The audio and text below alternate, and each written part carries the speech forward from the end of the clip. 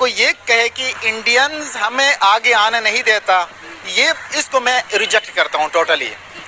पहली बात तो ये है कि हमारे अंदर इतना टैलेंट नहीं है कि हम एक इंडियन को मात दे दें, छोड़े अमेरिकन या बरतानी किसी बंदे को। दुख का खत्म नहीं होता बे।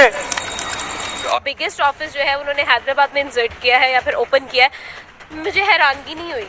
मतलब आई वाज नॉट शॉक कि वाओ नो यार, हम लोग उससे एक्सपेक्ट कर सकते हैं। तो एक मंथ का अरबों डॉलर्स का बिजनेस कर रहे हैं। उनकी आईटी इंडस्ट्री, वो जो उनका बेंगलोर है, बेंगलोर में वो कहाँ से कहाँ आईटी इंडस्ट्री, आईटी हब कहा जाता है, ठीक है ना। यही तो कयामत है। इंडिया आईटी के जो मैदान है उसमें हमसे बहुत आगे। हमसे क्या, वो इस वक्त दुनिया में एक टेक्नोलॉजी का टाइगर आप उसे कह सकते हैं। लेकिन मैं सीधी सी बात करूं, मैं इंडिया को अप्रिशिएट भी करूंगा, क्योंकि दोनों कंट्रीज जब एक साथ ही सेपरेट हुई थी तो एक ज्यादा आगे कैसे निकल गई और एक पीछे क्यों है। तो देखिए, इंडिया तो एक इंटरनेशनल लेवल पे चला गया, ठीक हो गया, और उसमें जो सबसे बड़ा हाथ है वो उसके पब्लिक का ही है। ठीक है, ठीक है ना। ये बड़ी अच्छी बात करें। मोस्टली लोग ये कहते हैं उनके लीडरशिप हो, उनके प्राइम मिनिस्टर, नो डाउट उनका भी है, होता है, रोल होता है, लेकिन पब्लिक अवेयर होगी तो ही पब्लिक सिंसियर होगी गवर्नमेंट के साथ, ऐसे ही है, और अपने आप के साथ, बिल्कुल ऐसे ही है। ठीक है ना। ये मिसाल एक ऐसी होगी कि जब एक गरीब कम्युनिटी होती है,